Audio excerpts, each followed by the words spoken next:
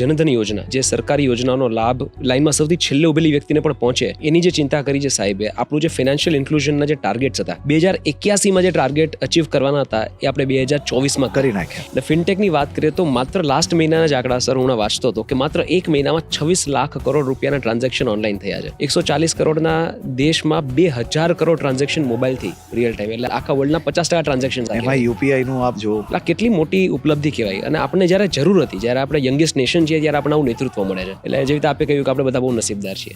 હું સાચા અર્થમાં એટલા માટે માનું છું કારણ કે મેં જોયું ક્યારેય કોઈ રિવ્યુ મીટિંગ લેતા હોય એટલું ઊંડાણપૂર્વક વિચાર કરતા હોય. ટુરિઝમ સેક્ટરના કોઈ એક પ્રોજેક્ટની રિવ્યુ મીટિંગ લેતા એ મીટિંગમાં એમની જે આઈડિયાઝ હતી, એમ કહેવાય ને કે સાચું હમદર્દ કોને કહેવાય ને વ્યક્તિ, કે એક ટુરિઝમ સેક્ટરના એ સાઇટની અગર વાત કરીએ તો એ સાઇટને ડેવલપ કરવાથી આ આજુબાજુના 10,000 જે આપણા નાના પરિવાર છે, કોઈકને ટેક્સી, કોઈકને ફૂડ સ્ટોલ્સ, આ બધાની અંદર કઈ રીતે એને વેપાર મળશે. એમને એટલું સરસ રીતે 2-3 મિનિટમાં સમજાવ્યું કે અમારા અનેક ભણેલા ગણેલા જે કહેવાય ને કે કોઈ આઈએએસ થયું હોય, કોઈ બીજા અધિકારીઓ હોય, એ બધા જ લોકો જેટલું 2 કલાકની અંદર સમજાવીને જે પ્રેઝન્ટેશન ના બતાડી શક્યું, એ આપણા પ્રધાનમંત્રી શ્રીએ 4 મિનિટની અંદર 5 મિનિટની અંદર અમને આખો પ્રોજેક્ટને ખરેખર કઈ દિશામાં લઈ જવાય એની સમજ આપેલી. એ આપણા પ્રધાનમંત્રી શ્રી. ટ્રુલી અ ગિફ્ટ.